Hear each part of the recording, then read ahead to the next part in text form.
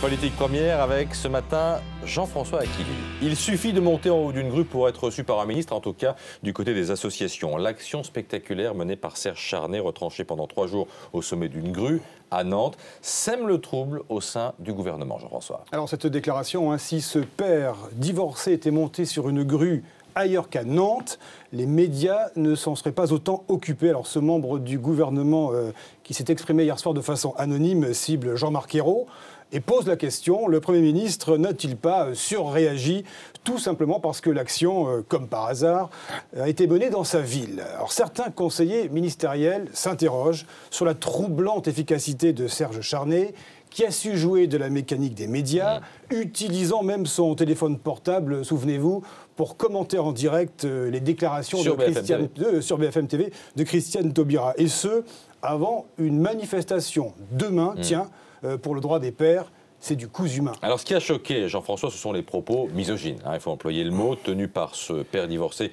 une fois redescendu sur Terre, même s'il y a une demi-heure, il a esquissé un début d'excuse. Ah oui, il faut rappeler la petite phrase, les femmes qui nous gouvernent se foutent toujours de la gueule des papas. Serge Charnay, effectivement, ce matin sur BFM TV, a quand même justifié ses propos en estimant qu'il était temps de remuer nos élites, a-t-il dit, en soutenant une proposition de loi en faveur des pères.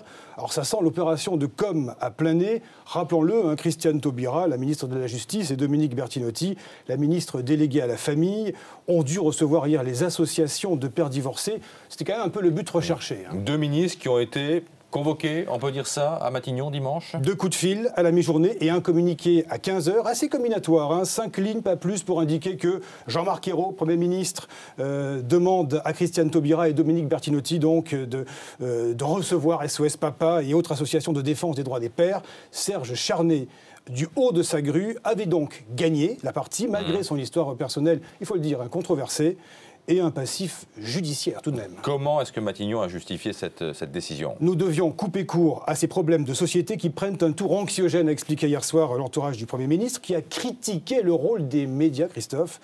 Explication, allez, un peu courte.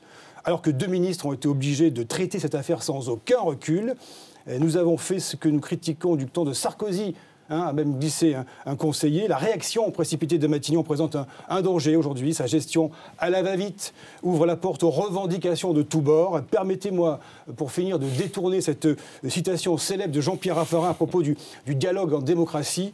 Ce n'est pas la grue qui gouverne. Moi, je ne la connaissais pas, celle-là. Merci beaucoup, Jean-François Aquili, le showbiz.